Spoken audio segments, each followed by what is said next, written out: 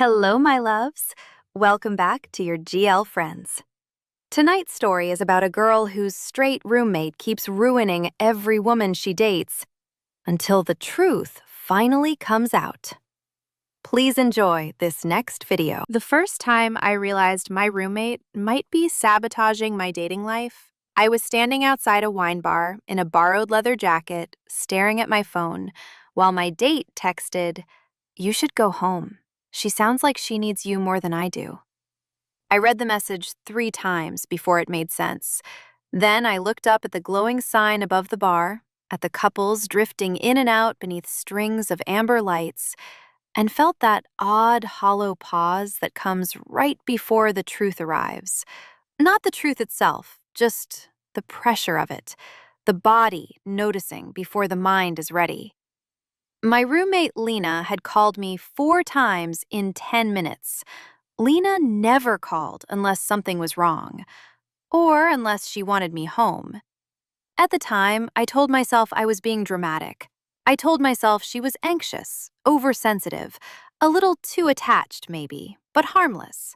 I told myself she was my best friend and my roommate, and the person who knew exactly how I took my coffee and exactly what kind of silence meant I was sad instead of tired. I told myself she was straight. That last part did a lot of labor. It explained why she climbed into my bed during thunderstorms and acted offended when I suggested she sleep in her own room. It explained why she stood too close when I got ready for dates, watching me in the mirror like she was trying to memorize a version of me she only saw when I belonged briefly to someone else. It explained why she got quiet whenever I mentioned a woman I liked, then louder when that woman disappeared. Straight, straight, straight. A word I used like duct tape over every crack. That night, outside the wine bar, I finally called her back. She answered on the first ring. "Mara?" Her voice came out too fast, too breathless. My irritation evaporated. "What happened?"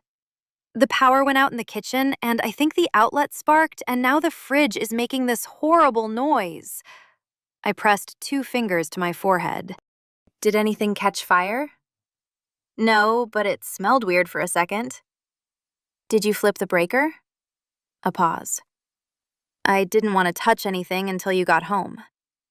Until you got home. Not until maintenance came. Not until a neighbor checked. Not until morning. Me. I should say here that Lena was not incompetent. She was 28, worked in event production, negotiated contracts with people twice her age, and once threatened a shipping manager into locating 3,000 missing menus from a warehouse in New Jersey. She could build a seating chart for 200 guests in under an hour. She could parallel park a van. She could absolutely flip a breaker. But when she wanted me home, suddenly she was all wide eyes and fragile hands, and "I don't know what to do," Mara, in that soft voice she rarely used on anyone else. I closed my eyes. Inside the bar, my date, Rachel, a pediatric resident with a crooked smile and the kind of laugh that made me feel instantly more interesting, was probably waiting at a high table with 2 untouched glasses of wine. "Is it dangerous?" I asked. "I don't know." That phrase should have warned me. Lena said, "I don't know," the way other people used smoke bombs. "Okay," I said. "I'm coming home." The relief in her exhale hit me through the phone. "Thank you." That, more than anything, made me feel trapped. Not because she needed me, because I liked being needed by her. That was the beginning of my problem, if not the beginning of the story. The story probably began 3 years earlier when Lena and I met in the lobby of a building neither of us could afford. I had just hauled 2 suitcases and a dying fern up 3 stairs when one of the wheels snapped off and rolled straight across the lobby like it had decided to start a better life without me. I remember standing there in sweatpants, staring at the suitcase tipped awkwardly on one side, when someone burst out laughing. I looked up, ready to be offended. Instead, I saw a woman with dark hair scraped into a messy knot, a white button-down half untucked, and paint on the side of one hand like she'd pressed it absent-mindedly against a wet wall. She had one box balanced on her hip and a grin she seemed unable to hide even while trying to be polite. "I'm sorry," she said, still laughing. "That was objectively tragic." "Thank you for your compassion." She shifted the box and held out her free hand. "Lena, apartment 3B? "Mara, also 3B, unfortunately." "Perfect. We can begin our domestic life with adversity." There was something reckless and easy about the way she said it, like intimacy was a joke she liked making before anyone else could. I laughed, and that was that. We moved in on a humid August afternoon with 2 sets of chipped dishes, one overpriced couch from her aunt, and exactly enough money between us to afford rent if neither of us experienced a medical emergency.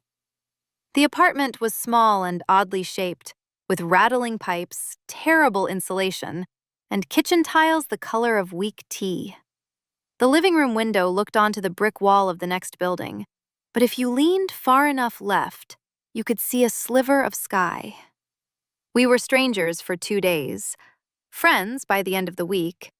By month 3, we had already become the kind of pair people assumed had known each other longer than we had. She brought home dumplings when I worked late. I edited her impossible client emails. She started leaving me notes on the kettle.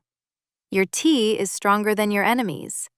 And I started buying the expensive yogurt she liked whenever she had a brutal week. Lena had that effect on people. She made closeness feel unearned and inevitable at the same time. It helped that we fit together logistically in the dull little ways that decide whether people can survive sharing a bathroom. She liked mornings, and I liked nights. I cleaned as I went. She did intense once-a-week resets that involved music loud enough to qualify as warfare. She forgot to eat when stressed. I forgot to sleep. We covered different disasters. At some point, without discussing it, our lives started taking each other into account. There were grocery lists with 3 columns: mine, hers, ours. There was a standing Friday ritual of takeout on the couch and a terrible movie neither of us respected. There was the way she always texted if she was going to be late. Not because I asked, she insisted, but because apparently when she didn't, I developed the energy of a Victorian widow haunting the entryway. There was the way I could tell from the sound of her key in the lock what kind of day she'd had. Then there was the part I did not discuss, which was that I wanted her. Not at first, or not in a way I admitted. At first, I just liked her too much. Then I noticed things I should not have noticed if I were being emotionally responsible. The shape of the scar above her left knee when she wore shorts. The way she tugged one earlobe when lying. The look she got when she was concentrating on eyeliner, mouth slightly open, shoulders set with unnecessary intensity. Lena dated men the way some people test mattresses in a showroom. Briefly, skeptically, already half convinced none of them were going to work out. She called herself straight often enough that eventually I stopped questioning it. The first time I came out to her properly, not in the casual, obvious way I lived, but in the vulnerable way that actually matters. We were sitting on the fire escape in late October, sharing a blanket because the radiator had died, and our apartment felt like a poorly managed crypt. I had just gotten off the phone with my mother, who had asked if I was still in that phase where I thought women were easier because they smelled better and listened. I laughed when I told Lena, but it came out wrong. She looked at me for a long second and said very quietly, "Do you want me to come yell at your family or make you soup?" "What if I want both?" "Then I can multitask." That was Lena too. Even her tenderness arrived wearing a joke. I think I fell a little in love with her right then, sitting on cold metal stairs while she held the blanket around both of us and acted like my pain was an inconvenience she intended to personally eliminate. It was terrible timing. It was also manageable, because she was straight, because she was my roommate, because women like me learned early how to turn longing into structure. You put it in a box. You label it something safe. You call it admiration or friendship or bad judgment, and you keep going. For a while, I did. Then I met Nicole. Nicole worked in archival restoration at the museum where I freelanced on design projects twice a month. She wore silver rings on nearly every finger and always smelled faintly like cedar and paper dust. We flirted for 3 weeks over broken labels and one suspiciously prolonged conversation about frame styles before she asked whether I wanted to get drinks after work. I said yes, and then spent the subway ride home staring at my reflection like I had become temporarily too pretty to trust. When I got to the apartment, Lena was perched on the kitchen counter eating peaches over the sink because she claimed bowls made fruit taste supervised. She looked up the second I came in. "Why do you look like that?" "Like what?" "Like someone told you your enemies were dead." I laughed despite myself. "I have a date Friday." The change in her expression was tiny. It was also real. Her smile stayed, but something behind it pulled tight. "Oh?" "Oh," I echoed. "With who?" "Nicole, from the museum." She hopped off the counter too quickly and turned to rinse her hands. "The one with the severe turtlenecks?" "Those are mock necks." "That sounds made up." "It's not." "Do you like her?" The question should have been normal, friendly, curious.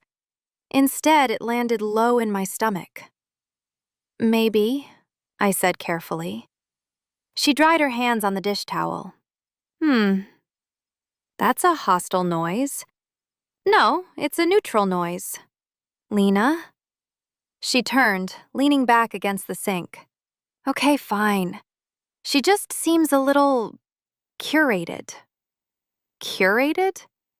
"Like she arranges old paper for a living and probably alphabetizes her spices and says things like, 'I actually prefer the original translation.'" I burst out laughing. "You don't even know her." "Exactly. I'm working from instinct." "Your instinct is rude." "My instinct loves you," she said lightly. "So it's trying to protect your Thursday night energy." "Friday night," I almost corrected. Instead, I stared. She didn't seem to notice what she'd done, or she did and chose charm as camouflage. "Wear the green shirt," she added, like that had been the point of the conversation all along. "It makes your eyes look unfair." I should tell you that Lena complimented me like that all the time. Too beautifully, too specifically. Not enough to justify hope, enough to ruin me a little. On Friday, I wore the green shirt. I also wore boots I could walk in, lipstick I pretended not to have chosen for maximum kissing potential, and my good earrings. Lena sat on my bed while I got ready, claiming she needed to avoid the smell of the bathroom cleaner because it reminded her of an ex-boyfriend with a tragic condo. "Too much?" I asked, glancing over my shoulder after redoing my hair for the 3rd time. She looked up from where she was pretending to scroll through her phone. That look lasted a fraction too long. "No," she said, voice lower than before. "Actually, maybe illegal." "That helpful, huh?" "I do what I can." When I reached for my bag, she stood too. "Wait," she said, and stepped close enough to tuck a strand of hair behind my ear. Her fingertips brushed my jaw. Heat flashed through me so fast I almost stepped back. Instead, I made myself stand still. "You had lipstick on your hair," she said. "That's deeply embarrassing." "You're welcome." She smiled, but her hand fell slowly, like she wasn't entirely ready to stop touching me. I left with my pulse already damaged. The date itself was lovely. Nicole was funny in that dry, dangerous way that makes you pay attention. She asked real questions. She listened to the answers. We shared fries and one appalling dessert with too much rosemary in it. And by the end of the night, I wanted there to be another date. Then my phone buzzed. Once, twice, 3 times. Lena. Nicole noticed my face. "Everything okay?" "Probably," I said, which turned out to be a lie. I stepped outside the restaurant and answered. "Hey, what's wrong?" Lena's voice came through thin and shaky. "Can you come home?" Every part of me snapped to attention. "What happened?" "I think I locked myself out on the back stairs and my phone is dying and there's this guy downstairs acting weird." My stomach dropped.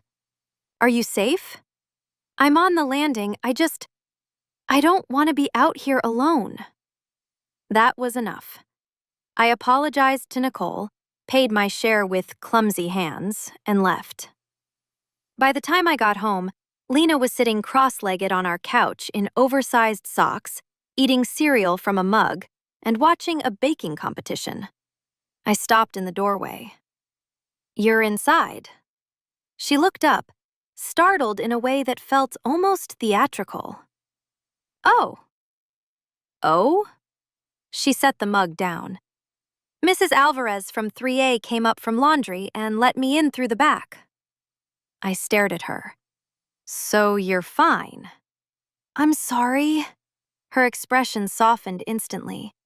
"I thought my phone was about to die, and then she opens the door, and by then you were already on your way, and I felt stupid calling again." My anger arrived diluted by relief. That was Lena's gift. She could make you feel guilty for the inconvenience of her behavior. I dropped my bag. There was a weird guy downstairs. There was. He looked like he sold cryptocurrencies to cousins. I sat down opposite her, still breathing too fast. "You made me leave a date." Her face shifted. "You were on the date?" I actually laughed. "Yes, the one I told you about. The one I was dressed for when you watched me leave." A beat. Then, very softly, "Right."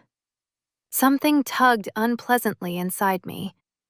She picked up her mug again, then set it down without drinking. "How was it?" "It was going well." "Was?" I looked at her. She looked away first. Nicole gave me another chance after that, though the lightness had changed. It's hard to recover momentum when your roommate keeps becoming an emergency. The second date was coffee and a walk through the botanical garden on a Sunday afternoon. The weather was kind. Nicole kissed my cheek when we parted. I floated home stupidly happy and found Lena sitting at our kitchen table surrounded by invoices and color swatches. She glanced up immediately. "Well?" "Well, what? Did the sweater archivist enchant you?" She kissed my cheek. Lena's pencil snapped in her hand. Not dramatically, not enough for deniability, just a clean, sharp crack. We both looked at it. She laughed too brightly. "Okay, wow, cheap pencil." Then she stood. "I'm making pasta." That night, she put too much salt in the sauce and claimed the brand had changed. 2 days later, Nicole texted me saying she thought I was lovely but didn't want to get involved with someone whose home life sounded complicated. I read that line twice. Then I asked what she meant. There was a long pause before she sent, "Your roommate called the museum and asked if I was serious about you." I stood in the supply closet with a coil of hanging wire in one hand and felt the floor tilt. She said you get attached, and she didn't want me wasting your time unless I meant it. My entire body went cold. I left work early. When I got home, Lena was sitting on the living room floor, assembling sample boards, one leg tucked under her, music low in the background. She looked up and smiled without caution. "You're home early." I shut the door behind me. "Did you call Nicole at work?" The smile vanished. For 1 second, her face told the truth before her mouth got involved. "Mara, did you?" She put the board aside slowly. I just wanted to know if she was serious. My laugh sounded wrong even to me. "You called my date's workplace?" "It was the museum. People call there all the time." "That is not the defense you think it is." She stood too. "I wasn't trying to hurt you." "Then what exactly were you trying to do?" "Protect you." There it was, the word she always used when she wanted control to sound noble. "From what? A woman who liked me?" "A woman who might not have liked you enough." I stared at her. Something about her expression made anger split around something more dangerous. She didn't look smug. She looked desperate, which would have made me soften if I'd been less humiliated. "You don't get to decide that," I said. Her jaw tightened. "Somebody has to."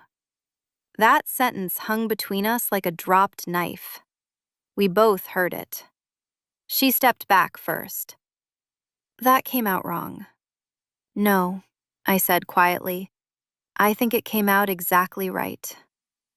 I wish I could say I confronted the truth then, that I saw the shape of things clearly and acted like a sane adult.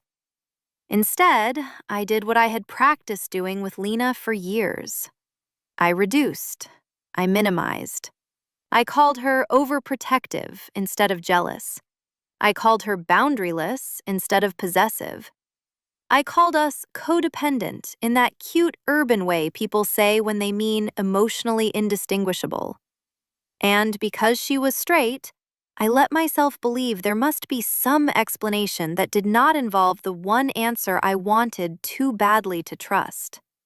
So I forgave her. Or rather, I performed forgiveness in exchange for peace.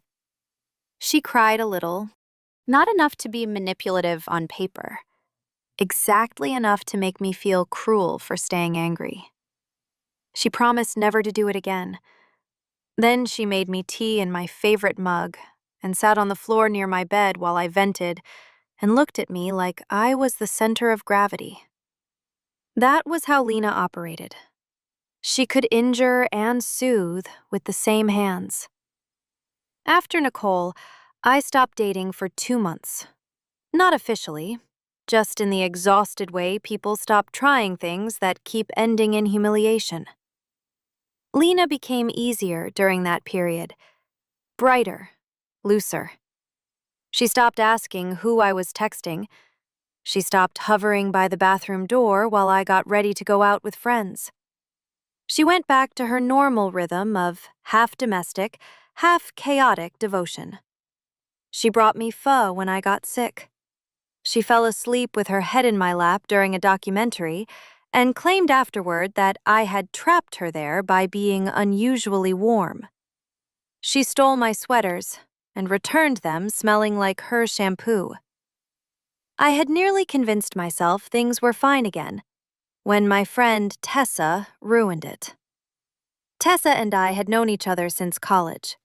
She worked in public radio, had the kind of face strangers confessed things to, and possessed zero patience for delusion when it showed up wearing expensive shoes. We were at a Tuesday trivia night in a crowded bar with sticky floors and badly mixed margaritas when I mentioned, casually, that Lena had overstepped once with a woman I'd liked. Tessa set down her drink. "Define overstepped." I did. The more I talked, the less normal it sounded. Tessa listened without interrupting. Then she leaned back and said, "Mara, your roommate is in love with you, or trying to qualify for criminal charges." I laughed too hard. She's straight. Tessa gave me the kind of look usually reserved for people who try to use mayonnaise as a personality trait. "Okay," she said, "and I'm a regional airport." Very funny. "I'm serious. You just described a woman torpedoing your romantic life because she can't tolerate competition. Or she's just attached." Attached people buy matching mugs. They do not call dates at their workplace. I looked down at the table. Tessa's voice softened. "What do you think is going on?" I took too long to answer. She noticed. "Oh no," she said. "You're in love with her." I covered my face with both hands. "That is not the issue. It is extremely the issue. She's my roommate. And she is straight." Tessa was quiet for one beat. Then she asked, gently enough to make me furious, "Is that what she is? Or is that the word that lets you stay near her without having to ask for anything real?" I hated her a little for that, mostly because she was close. A week later, I matched with someone on an app. Her name was Danny. She taught chemistry at a private high school, had the kind of smile that looked like she knew a secret you'd enjoy hearing, and seemed refreshingly unbothered by existence. We talked for 4 days before meeting for drinks on a Thursday. I did not tell Lena until I was leaving. She was curled at one end of the couch in leggings and an old concert tee, eating popcorn straight from the bowl and half watching a renovation show. "I'm heading out," I said. She glanced up. "Oh? Date." Everything in her face changed, and then changed back. "Since when?" "Since this week." She sat up. "With who?" "Danny." "What does Danny do?" I stared at her. "You're screening already?" "I'm making conversation." "At the door? In shoes?" She exhaled sharply and stood. "Fine, don't tell me. Have mystery." I grabbed my bag. "I will, thank you." When I reached the hallway, she said, too casually, "You look nice." I turned. She was standing by the couch, arms crossed over herself, expression difficult to read. "Thanks." Her gaze moved over me once, slow enough to be a problem. "Too nice, maybe." My pulse tripped. "What does that mean?" "Nothing." And there it was again. Nothing. The favorite hiding place of cowards. The date with Danny lasted 2 hours and had real promise. She was funny, grounded, and unthreatened by my tendency to speak in paragraphs when nervous. We sat too close in a booth, traded stories about first jobs, and by the time we left, she was lightly touching my elbow every time she laughed. It could have become something. Then, as we were leaving, Danny asked, "Can I ask you something kind of weird?" "Sure." "Why did your girlfriend text me from your phone?" I stopped walking. "What?" She pulled out her phone, apologetic. "She said she was your roommate at first, but then the messages got, I don't know, intense?" She held up the screen. There, in a thread that started from my number while I had gone to the bathroom, were 3 unread messages sent 10 minutes earlier. "Hey, this is Lena, Mara's roommate. She won't tell you this, but she's really not in a stable place for dating right now. Please don't make things hard at home if you're just passing through." For 1 full second, all I could hear was blood. Then I said, very calmly, "That is not my girlfriend." Danny's face changed. Oh. That is my roommate, and apparently a demon. She laughed once in disbelief. I didn't know what to do. I figured either this was a bizarre joke or you had a deeply complicated situation. I do have a deeply complicated situation, but not because I wanted one. She slid the phone back into her purse. Mara, I like you, but I do not have the emotional stamina for whatever this is. I nodded because what else was there to do? I went home vibrating with rage. Lena was in the kitchen in one of my sweatshirts, stirring tomato soup like a woman in a commercial for domestic trust. She looked over her shoulder. Did you unlock my phone while I was in the shower? The spoon stopped. She went still before she turned around. That stillness was answer enough. Mara, did you text my date from my phone? Her face blanched. Yes or no? Yes. There it was. No performance, no detour, just yes. Which somehow made it worse. I laughed, sharp and joyless. That is a new level of deranged. She set the spoon down carefully. I know how it looks. I sincerely hope so. I panicked. About what? Me having one nice evening? She crossed her arms, then uncrossed them. She didn't seem right for you. You spoke to her for negative seconds. I saw enough. No, Lena, you decided enough. Because you always decide enough. Her eyes flashed. At least I'm trying to stop you from getting hurt. By hurting me yourself? Efficient. That hit. I saw it. But instead of backing down, she said the thing I would think about for weeks afterward. You don't understand what it's like, watching you give pieces of yourself to women who don't know how to keep them. The room changed temperature. I stared at her. She heard it too, in real time. The intimacy, the ownership, the grief buried under the words. And because she was Lena, because retreat was easier than honesty, she swallowed hard and added, too late, as your friend. Something in me almost laughed. I did not trust my voice enough to speak. So I went to my room and shut the door. She knocked twice over the next hour. I ignored her. She slid a note under the door around midnight. I'm sorry. I know I crossed a line. Please eat the soup before it gets gross. I did not answer. The next morning, she had left a cup of coffee outside my door with the exact amount of cream I liked and a second note. You can hate me and still hydrate. I hated that it made me smile. That was the awful thing about Lena.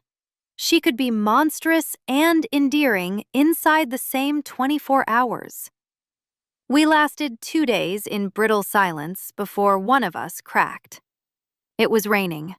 The kind of city rain that turns every sidewalk into a threat and every person into a bad mood. I got home soaked and found the apartment dim, the living room lit only by a lamp and the blue flicker of a storm warning on Lena's laptop screen. She was on the couch, hugging a throw pillow to her chest. Thunder hit a second later. Lena flinched. Right, the storm. I'd forgotten. Lena hated thunderstorms with the intensity of someone who felt personally insulted by weather. I stood in the doorway, dripping on the floor. She looked up. Her eyes were tired and wary and so familiar it hurt. Do you want me to mop the trail of tragedy now or after the lightning stops trying to murder us? She asked. I should have kept walking. Instead, I sighed, took off my coat, and said, after. That was enough. She shifted over on the couch without asking, making room for me in the spot where I always sat. A spot where our legs tangled if neither of us was careful. I sat because I had no self-respect. For a few minutes, we watched the weather banner crawl across the screen while rain battered the windows. Then she said quietly, "I really am sorry." I stared ahead. Which part? A pause. All of it. Specificity would help. Another flash of lightning. Another flinch. Her voice got smaller. Texting your date? Going through your phone? Acting like I have some right to your life that I don't. The honesty surprised me enough that I turned. She was looking at her hands. "Why do you do it?" I asked. She swallowed. "I don't know." I laughed once. That answer is getting old. I know. Then try harder. Thunder cracked loud enough to rattle the window frame. She jerked at the sound, then looked annoyed at herself for it. Reflexively, before I could stop myself, I reached for the blanket bunched beside her and tugged it over both of us. Her gaze lifted to mine. That tiny moment of gratitude undid something in me I had spent days trying to stiffen. She tucked the edge of the blanket around my knee like it mattered. "I think," she said carefully, "it feels like I'm losing something before I can even figure out what it is." I went still. "What does that mean?" She shook her head, eyes on the TV again. "I said I think. Lena." She laughed without humor. "That's the problem, Mara. Every time you say my name like that, I want to tell you things I'm not ready to hear out loud." That sentence sat between us, bright and unbearable. I could have turned, could have asked, could have set the whole apartment on fire with one honest question. Instead, I did what frightened people do. I let the storm speak for us. That night, she fell asleep with one hand loosely curled around the blanket between us, like a child holding a treaty. I stayed awake for hours. After that, things became impossible in subtler ways. Lena stopped overt sabotage for a while, but the emotional atmosphere of the apartment changed. Every kindness felt loaded. Every casual touch hummed too hard. When she squeezed past me in the narrow kitchen, my whole body noticed. When she sat on my bed folding laundry and talking about her day, my chest filled with the stupid ache of being known too well by someone who refused to name what knowing meant. I started dating anyway, because spite is as good a survival strategy as any. Her name was June. June worked in publishing, had the smooth composure of someone who always knew where her passport was, and spoke in clean sentences that made me want to confess old crimes. We met at Tessa's birthday dinner and spent most of the evening in a corner dissecting everyone's exes with the seriousness of historians. When June asked me out, I said yes. I did not tell Lena until the date was already on my calendar, which, in retrospect, was foolish. Secrets only make suspicious people creative. The date was set for Saturday. On Thursday, Lena came home with groceries and a bouquet of grocery store tulips so orange they looked almost synthetic. She set them in a vase with unnecessary care. "Those are bright," I said. "I contain spring. It's November. Seasonal rules are oppression." I smiled despite myself and went back to cutting carrots. She leaned against the counter and watched me for a moment. "Are you free Saturday night?" There it was. I kept my eyes on the board. "No." "Oh, I have a date." The silence that followed was so immediate, it felt rehearsed. "With June?" she asked. I looked up sharply. "How do you know her name?" She blinked. "You left your phone on the table the other day, and I saw a message preview." I stared. "You weren't trying to snoop." "I wasn't." "Right." She dropped her gaze. "I know how that sounds." "You always know how it sounds after." Her face tightened. "Mara, no, actually, say it. Explain why my personal life keeps ending up in your hands." Her mouth opened, then closed. Then, incredibly, she said, "Do you really like her?" I laughed in disbelief. "That's your defense? Another assessment?" "I'm asking. Why?" "Because if she matters, that changes things." The knife in my hand hit the board harder than intended. "What things?" She did not answer. The date with June happened anyway. It was good. Better than good, actually. Easy. June had the kind of attention that made you sit straighter without realizing it. She didn't perform chemistry, she built it. By the second drink, I had stopped comparing her laughter to anyone else's, which, in my life, counted as progress. Then she said, halfway through a story about a terrible literary agent, "Your roommate is beautiful, by the way." I stared. "What?" "At Tessa's party? She was there for like 20 minutes, right? Dark hair, dangerous shoulders, looked at you like she was trying not to start a war?" I nearly choked on my drink. June smiled faintly. "It's okay. I have eyes." She wasn't looking at me like that. June's brows rose. "Okay." I should have changed the subject. Instead, I heard myself ask, "Like what?"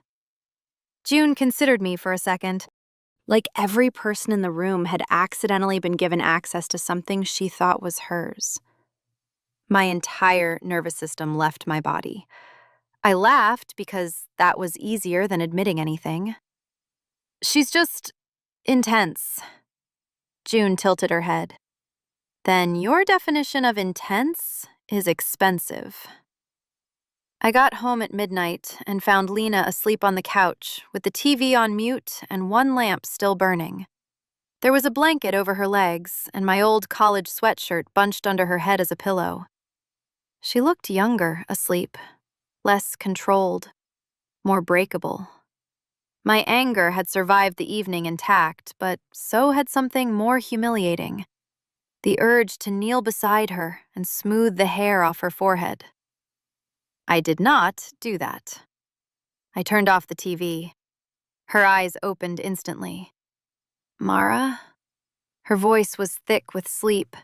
"Sorry, go back to sleep." She pushed herself up, blinking. "How was it?" There are questions people ask because they care, and questions people ask because they need to measure the damage. This was the second kind. "Fine," I said. Her gaze searched my face. "Fine?" "Good, actually." Something in her expression flickered and went dark. She nodded once. "Good." That should have been the end of it. Instead, the next morning, June texted to say she didn't think she should see me again. No explanation, no transition, just a polite withdrawal shaped exactly like panic. I called her because by then I was too tired for pride. She answered on the third ring. "I'm sorry," she said immediately. "Did Lena contact you?"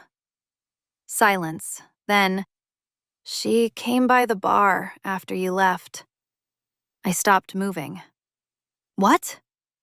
"She said she happened to be nearby," which I didn't believe for a second. I leaned against the kitchen counter before my knees embarrassed me. "What did she say?" June exhaled. "Mostly that you were vulnerable right now, and too kind for casual people, and that if I wasn't interested in something real, I should leave you alone before I made your living situation painful. My skin went hot so quickly I felt sick. I'm so sorry, she added. It was just a lot. And I don't do triangulated domestic psychodrama. Reasonable. When I hung up, Lena was standing in the doorway in socks and one of my t-shirts, hair damp from a shower. "Everything okay?" she asked. I looked at her. Really looked. At the woman who had become the shape of my life. At the woman who borrowed my shirts and my breath and still behaved as if my heart was community property she had somehow been appointed to administer. "You went to June's bar last night," I said. Her face froze. That was enough. "Why?" She said nothing. "Why, Lena?" Still nothing. Then, finally, in a voice so low it was almost a confession already, "I couldn't stand the idea of you with her." There it was. The room around us seemed to tilt toward the sentence. I stared. She swallowed hard and looked briefly, desperately, like she wanted to climb back inside herself. But the words had happened. "What does that mean?" I asked. Her eyes flashed to mine. For one impossible second, I thought she was going to tell me. Instead, she shook her head once and said, "Nothing useful." The force of my fury shocked even me. "You don't get to do that." "Do what?" "Say something like that and then hide behind smoke." Her chin lifted in defense. "I'm not hiding." "You've been hiding for months, maybe years." She recoiled as if I'd hit the right place by accident. "Mara, no. You don't get to interfere in my life, scare off women who might actually matter to me, and then act like the emotional meaning of your choices is too private to examine." Her whole face crumpled for 1 second before hardening again. "You think this is easy for me?" That sentence changed me. Because guilt and anger cannot coexist peacefully forever. Eventually, one eats the other. I stepped toward her.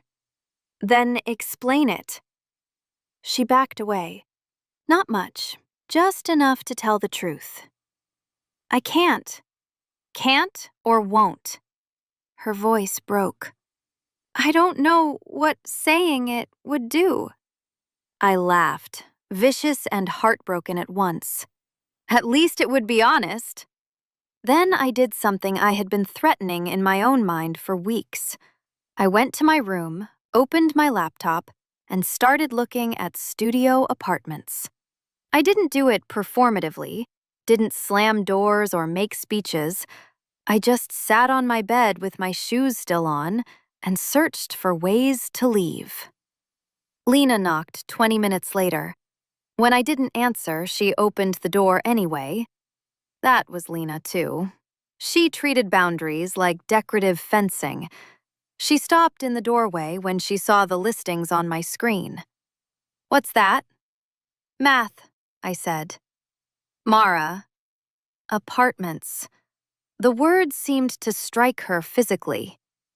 "You're moving out?" "I'm considering living somewhere my dating life doesn't require witness protection." She took one step into the room, and then another. "Don't do that." I turned in my chair. "Why not?" "Because—" She stopped. That open wound of a pause. I stood. "Because what?" She looked at me with raw panic. "Because this is our home." "It was. Then you turned it into leverage." "I never meant to." "Intent is boring." That landed. She flinched. Good. I was tired of being the only one torn open by her uncertainty. "If you want me to stay," I said, surprising both of us with the steadiness of my voice, "then tell me the truth." She stared at me like I'd opened a door onto a cliff. I waited. Her eyes filled, her mouth parted. Nothing. Finally, she whispered, "I don't know how." I nodded once because there was nothing else left to say. "Then I guess I know enough." She left my room without another word. For the next 5 days, we became careful strangers. Careful was somehow worse than cruel. Lena knocked before entering common spaces if I was already there. She texted to ask if I was using the bathroom. She left sticky notes instead of speaking if the message could plausibly be handled by paper. "Out of oat milk, bought more. Your package came. I didn't open it because apparently that needs saying now." That one might have been funny if I weren't still furious. The apartment felt cold even when the heat worked. At night, I heard her moving around in her room and had to physically stop myself from getting up and knocking on her door just to end the silence. Tessa watched this whole process with the grave satisfaction of someone who had predicted a train wreck and resented being right. "What do you actually want?" she asked me over soup on Sunday. The restaurant was crowded and loud, and somehow still felt too intimate for the question. I stared into my spoon. I want her to either say it or let me go. And if she says it? I looked up. Tessa's expression did not soften. "Be honest," she said. I put the spoon down carefully. "Then I'm in trouble." "Because you love her." It wasn't a question anymore. I was too tired to lie. Yes. There it was. My own truth, said plainly for once. Tessa leaned back. "Great. Terrible. Useful. Thank you for your nuanced support." "You're welcome. Now listen to me. If Lena is queer and terrified, that explains her behavior. It does not excuse it. Do not let your compassion become a hallway she paces while refusing to enter the room." I laughed helplessly. "Do you keep these speeches in a notebook?" "Yes, alphabetized."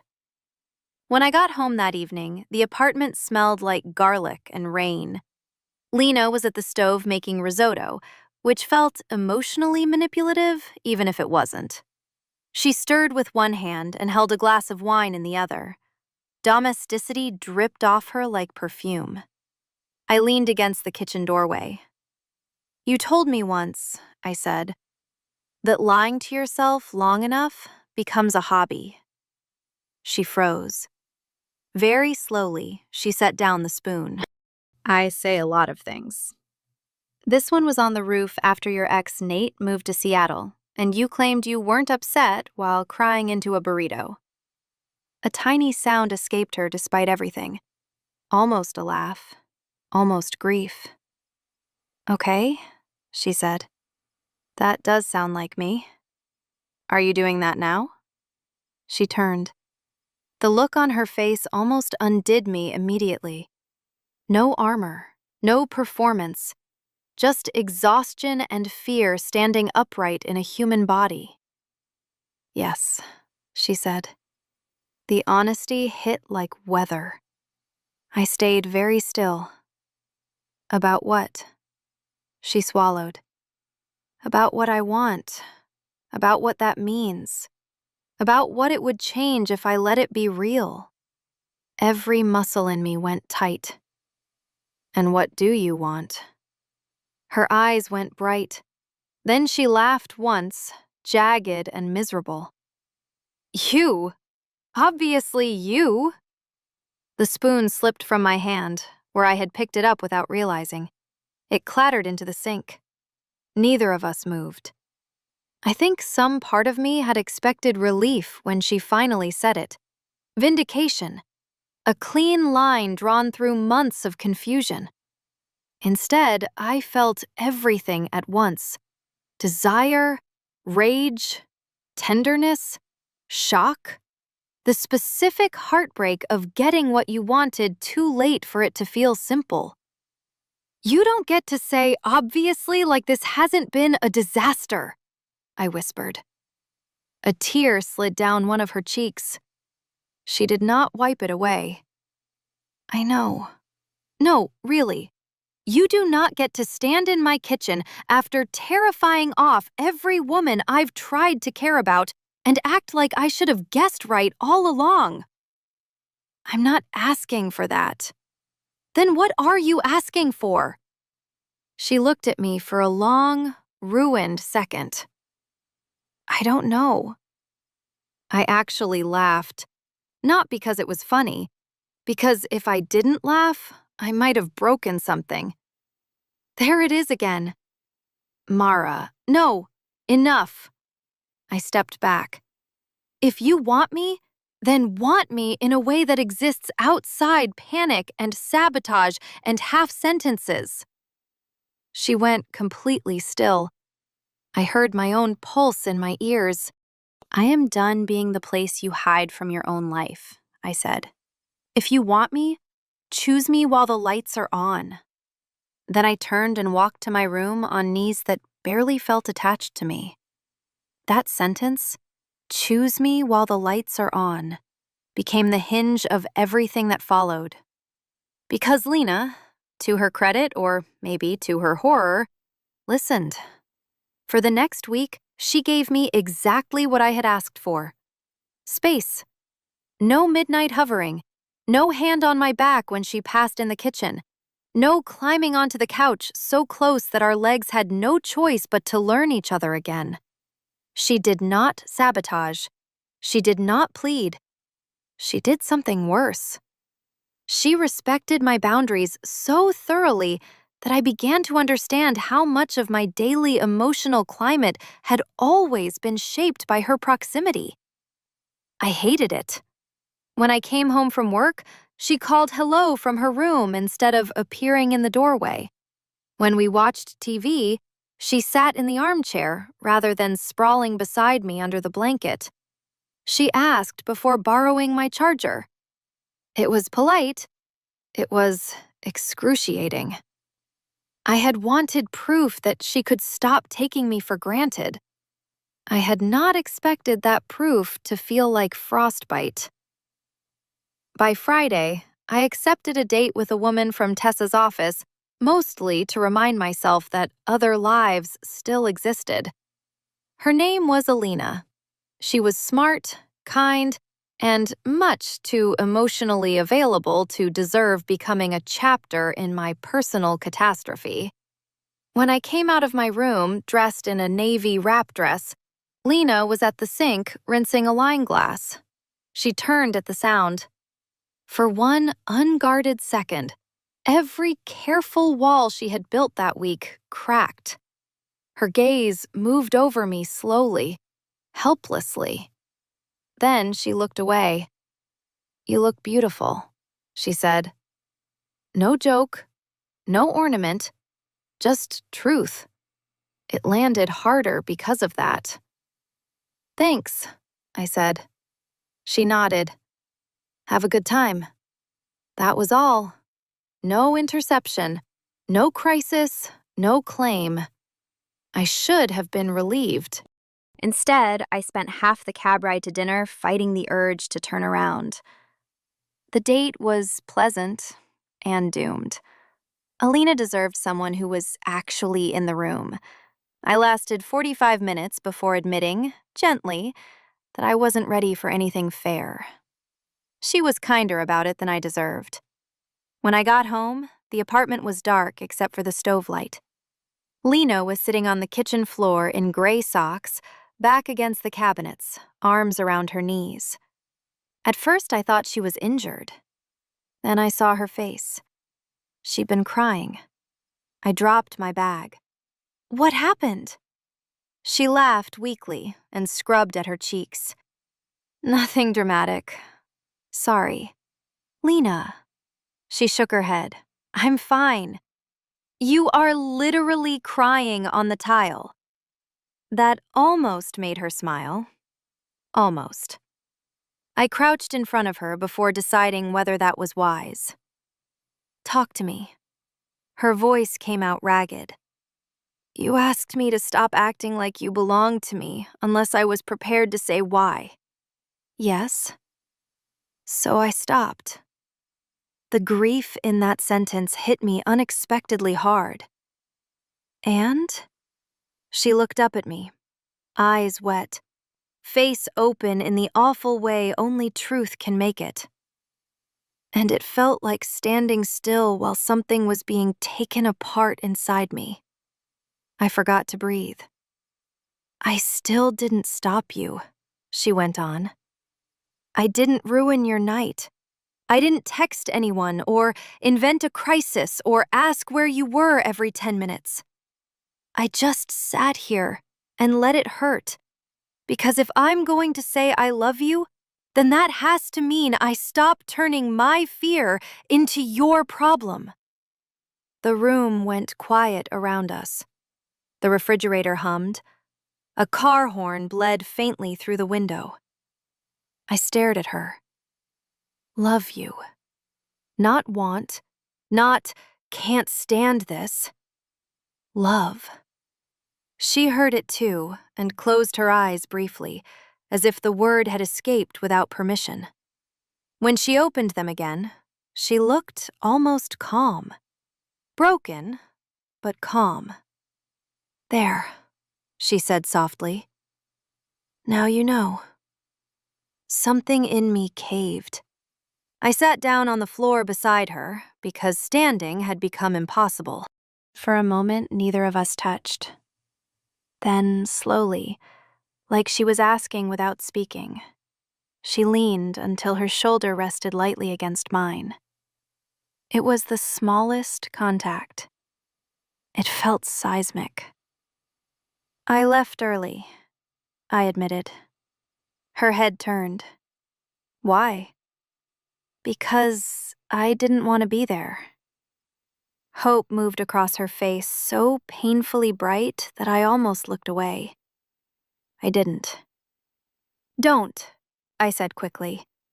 Not unless this is real in daylight, too. Her throat worked. It is. Then prove it. She nodded once. That night, we did not kiss. That is important, because there are stories where confession is enough, where one burst of honesty erases every injury that came before it. This was not one of them. We sat on the kitchen floor until our legs went numb and spoke like people trying to remove shrapnel without pretending it didn't hurt. She told me she had spent years forcing herself into versions of desire that felt legible. That men had been easy, not because she loved them most, but because wanting them didn't ask her to rewrite the architecture of her life. She told me the first time she understood something was wrong was during my second year at the apartment, when I came home flushed from a date and sat cross-legged on the counter describing some woman's laugh, and Lena had to go stand in the bathroom for 10 minutes because jealousy was too ugly to let anyone see.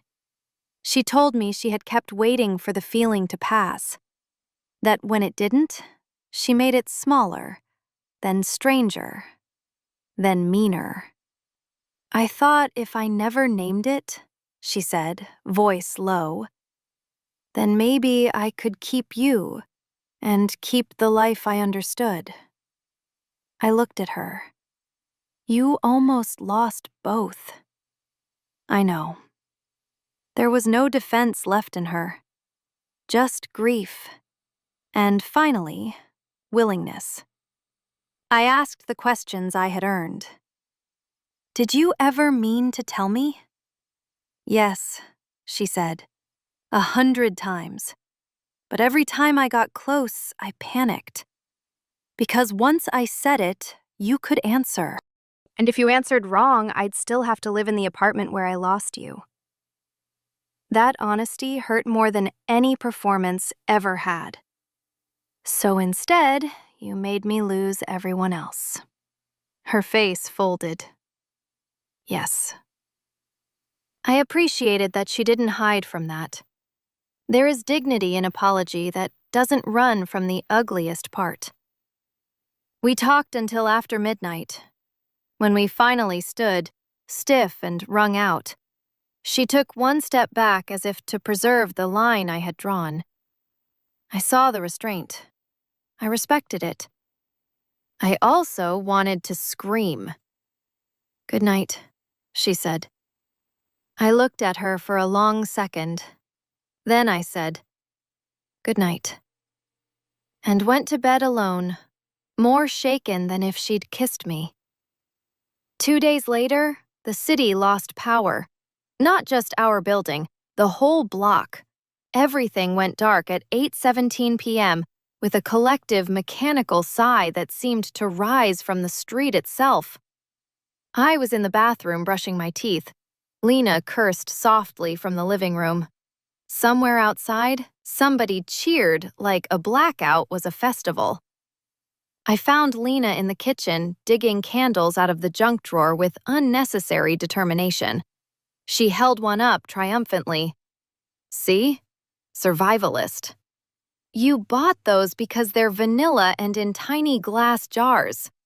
Preparedness can be beautiful." 10 minutes later, we were sitting on the floor by the open living room window, candlelight moving gold over the walls. Without lamps or screens or the little domestic noises that usually filled the apartment, everything felt stripped down to the essential. Us. Our breathing. The city outside, murmuring in the dark. Lena had one knee drawn up. I was leaning back on my hands, trying and failing to act normal. She turned to me after a long silence. "Can I tell you something awful?" I huffed a quiet laugh. At this point, that's our genre. A smile flickered over her mouth and was gone. "The first time I got jealous," she said, "wasn't Nicole. It was years before that." I waited. Her eyes were on the candle. "You had a date with a woman from a ceramic studio, remember?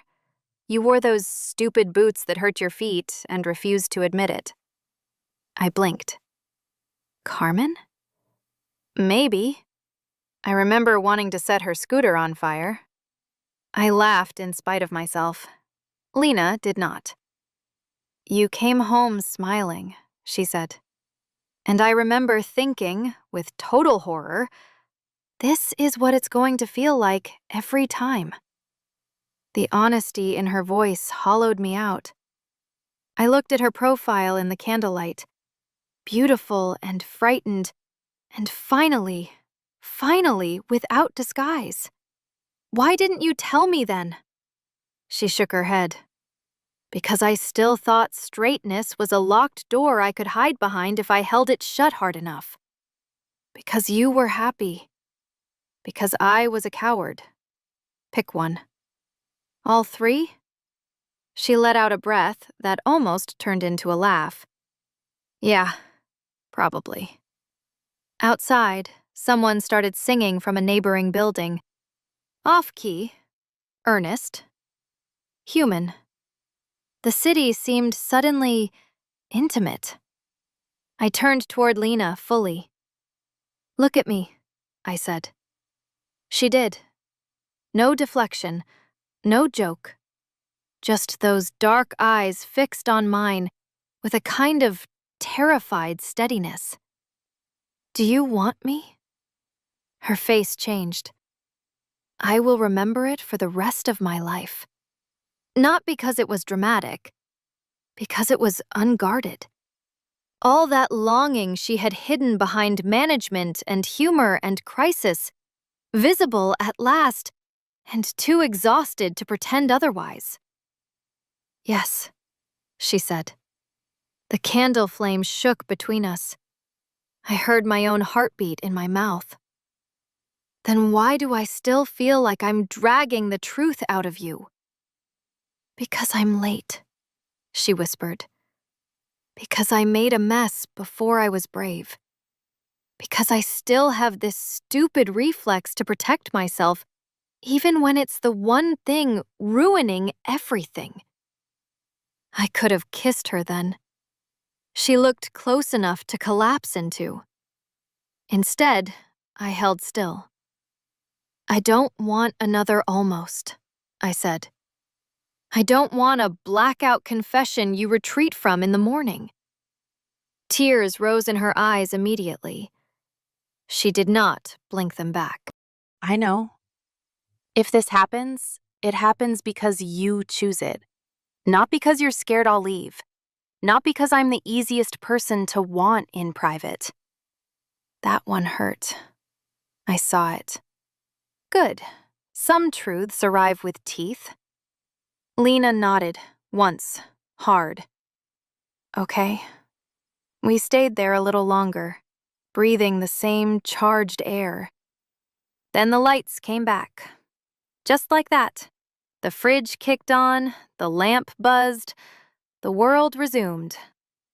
Lena looked at me as if the universe had just performed a cruel joke. Well, she said faintly. Subtle. I laughed so abruptly, it bordered on hysteria. Then she did too. Not because anything was fixed, because sometimes tension becomes so total, the body has to choose laughter or collapse. The next morning, she was gone before I woke up. No note, no text, nothing.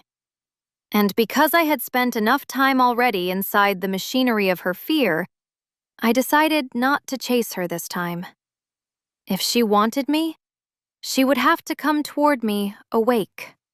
Not in storms, not in blackouts, not through sabotage or panic. Deliberately.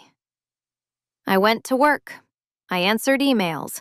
I listened to Tessa describe a producer meltdown involving goat sounds and copyright law. I made it all the way to 6 in the evening before my phone buzzed with Lena's name.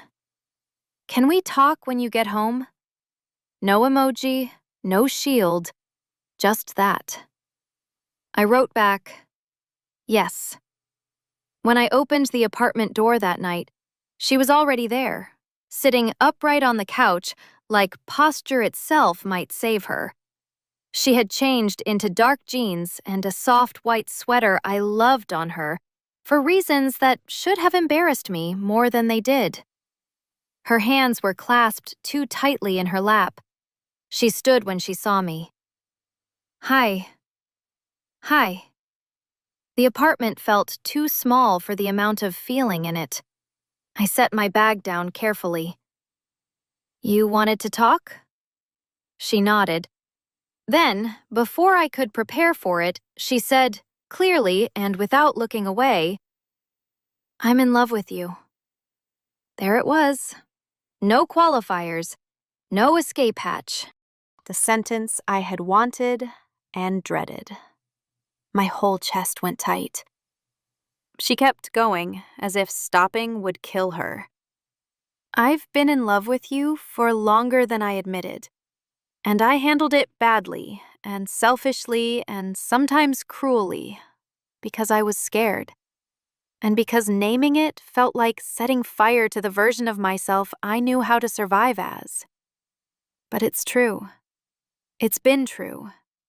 And I would rather tell you the whole ugly thing than keep hiding behind a word that stopped meaning anything a long time ago. I did not realize I was crying until I tasted salt. Lena's face broke at the sight of it. I'm not asking you to forgive me because I finally said the right sentence, she added quickly. I know I hurt you.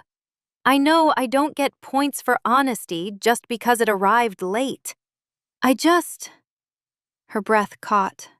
She swallowed. I wanted to tell you in daylight. That did it. Not the confession itself. That line. The care in it. The effort. The fact that she had listened not just to my hurt, but to the shape of what I needed from her if there was any chance of rebuilding something. I crossed the room before deciding to. She went very still. Not reaching. Not assuming. Waiting. Say the rest, I whispered. Her eyes searched mine. What rest? The part that matters. Understanding moved across her face like sunrise hitting glass. She drew in one shaking breath. I choose you, she said. My knees nearly gave out. She kept going, voice trembling and fierce at once. I choose you even though I'm scared. I choose you even though I don't have every word for myself yet. I choose you even though you would be smart to send me to hell for what I did. I choose you because every future I imagine where I keep pretending and lose you anyway already feels like grief. There are moments in life when the body answers before language can. This was one of them. I took her face in my hands and kissed her. It was not gentle at first, not because I wanted to punish her, because relief has edges. So does longing when it has been made to wait. Her hands found my waist with a kind of stunned urgency, like they had memorized the route in secret and were still shocked to be allowed. She kissed me back hard enough to make the room blur, then softened all at once, as if reverence had finally outrun panic. I felt her shudder when I moved closer. When we broke apart, she pressed her forehead to mine and laughed once, a broken little sound. You kissed me like you were mad. I am mad. Fair. Also in love with you, unfortunately. That made her exhale in a way that sounded dangerously close to a sob. Unfortunately, she echoed. I kissed her again, slower. This one felt less like collision, more like a door opening. We did not end up in bed that night, though not because I didn't want to. We sat on the couch, knees touching, and talked until the city outside quieted down.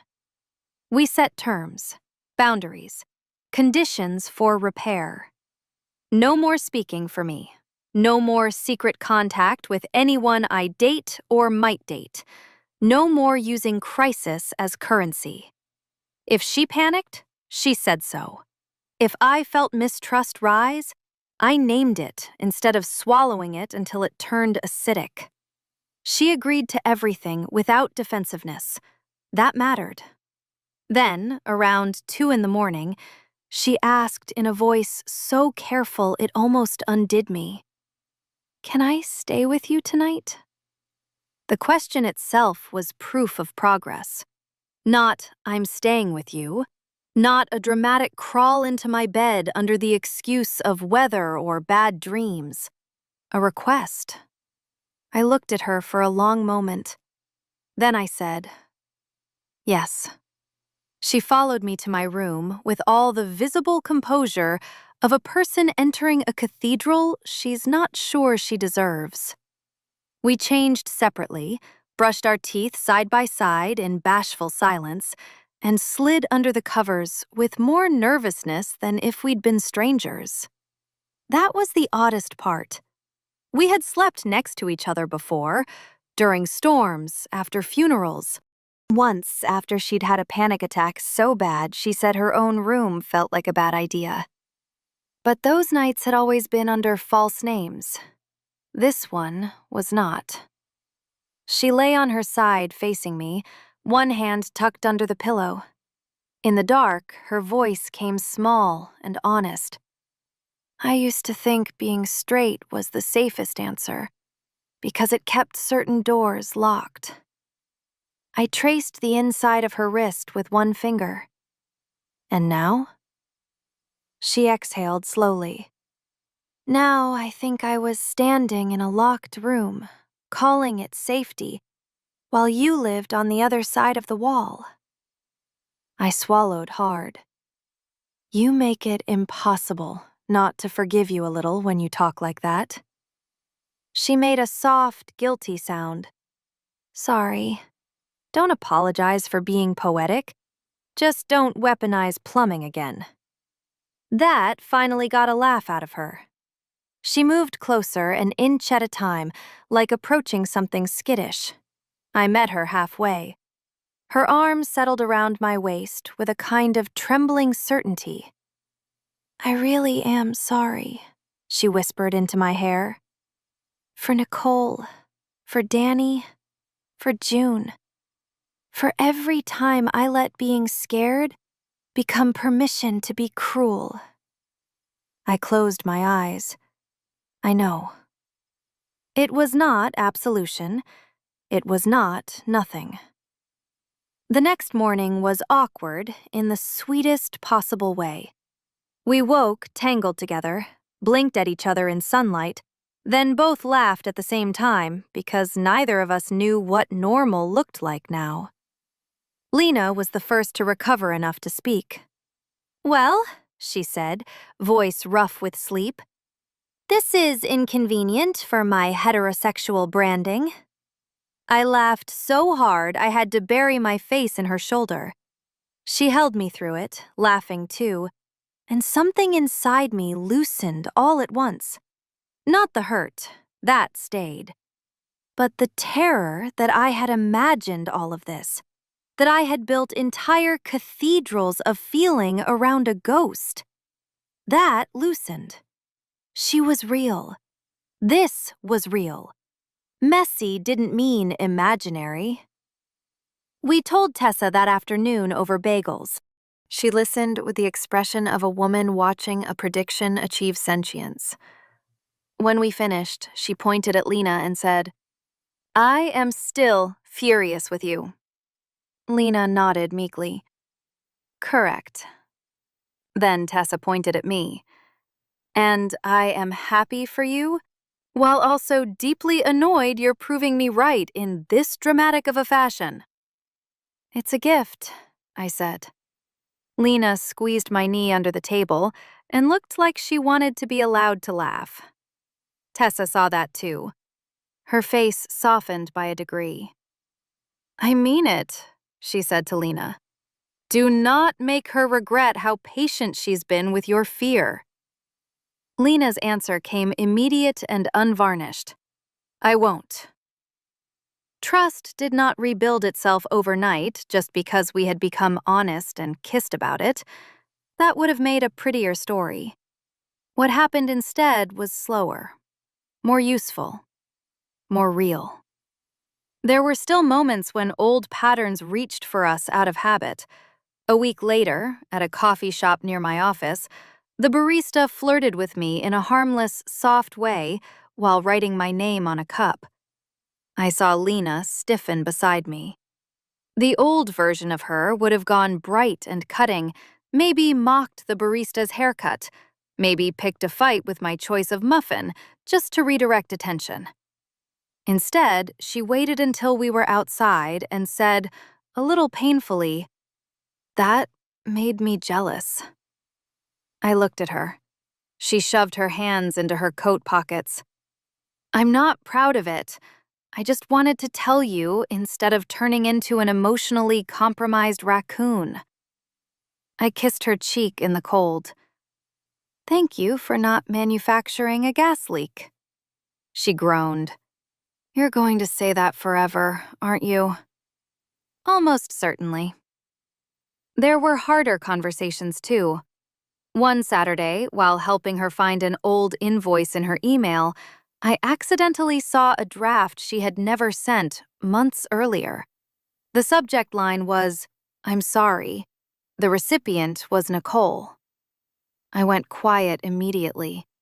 Lena noticed because by then she noticed everything. "What?" I showed her the screen. She closed her eyes. "You wrote her an apology?" I couldn't decide if contacting her again would make it worse, so I didn't send it. I sat on the edge of the bed because suddenly standing felt difficult. The humiliation of that whole period surged up again. How stupid I had felt. How managed. How small. Lena knelt on the floor in front of me without hesitation. "Tell me," she said quietly. So I did. I told her exactly what it had been like to be watched and steered and made to feel like my own choices required review. I told her how much anger still lived under my love. I told her there were moments, even now, when happiness with her brushed against the old humiliation and made my chest hurt. She didn't interrupt. She cried once, silently, and let me keep going. When I finished, she put both hands over mine and said, "Thank you for not protecting me from what I did."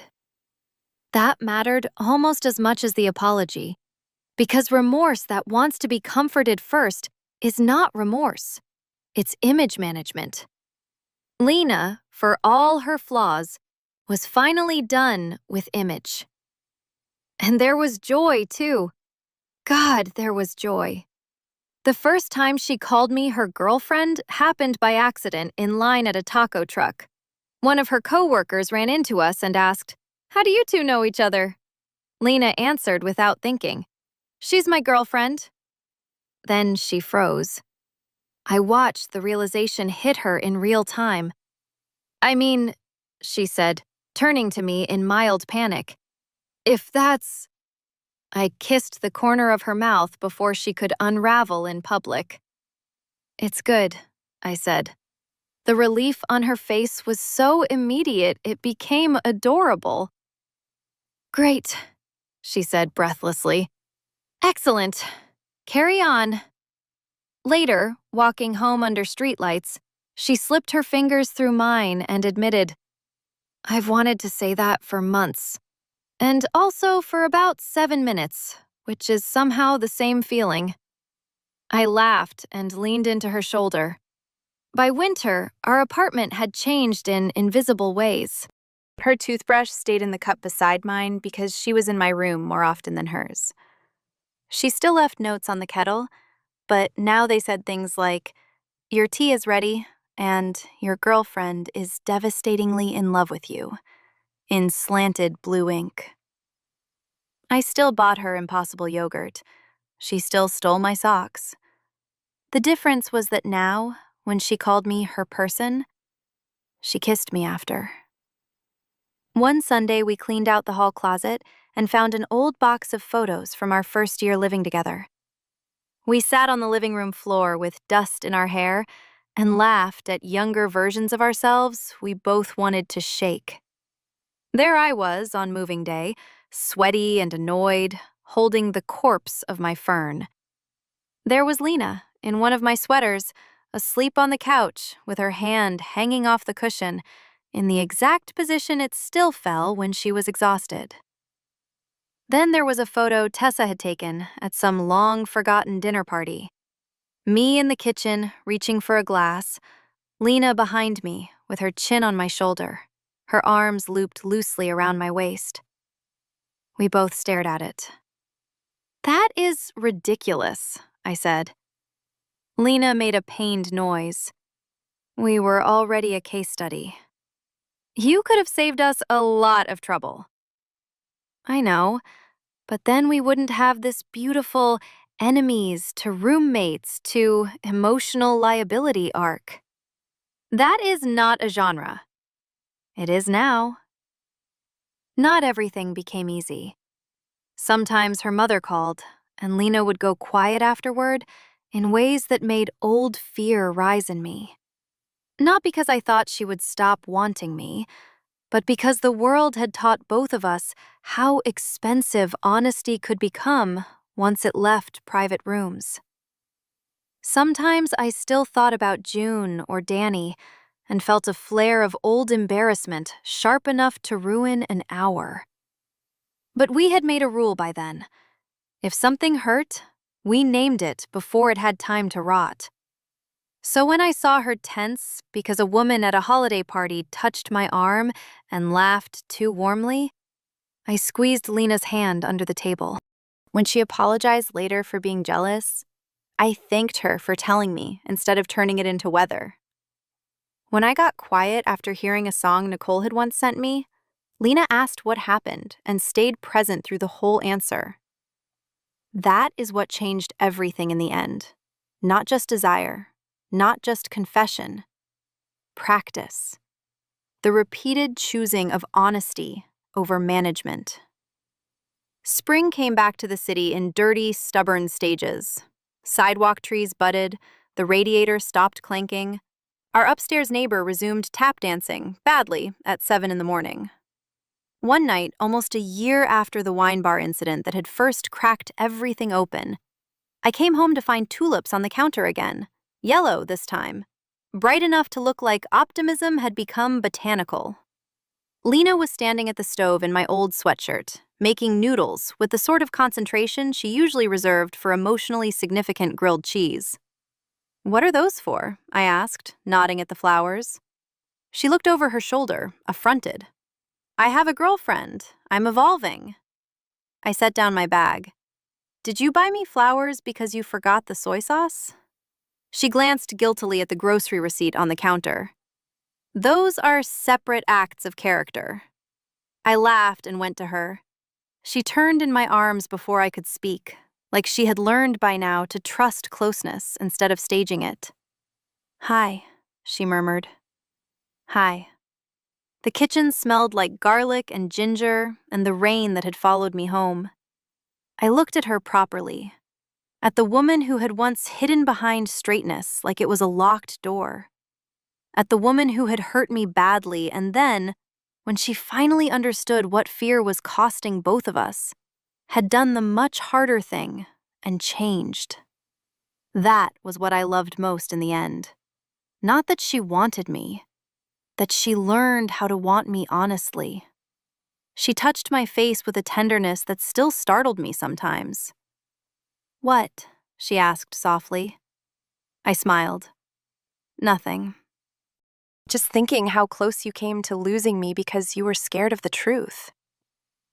Pain and gratitude crossed her face together. "I know." "And?" Her hand slid to the back of my neck. "And I'll spend the rest of my life being grateful you made me say it with the lights on." That sentence reached all the way back through time. To the couch, the blackout, the storm, the endless almost.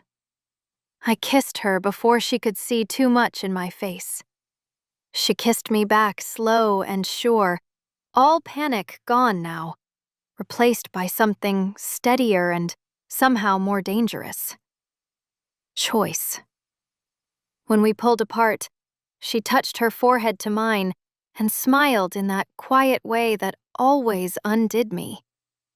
"Come here, my girl," she whispered.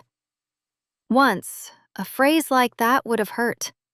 It would have sounded too much like possession without courage, intimacy without daylight. Now it meant something else entirely. Not ownership. The longing chosen out loud. So I went. And outside our narrow kitchen window, beyond the brick wall and the slice of sky, and the city still busy teaching strangers how to want the wrong things, the evening kept unfolding like it had all along. Ordinary, bright, and changed forever by the simple fact that this time, finally, neither of us was pretending.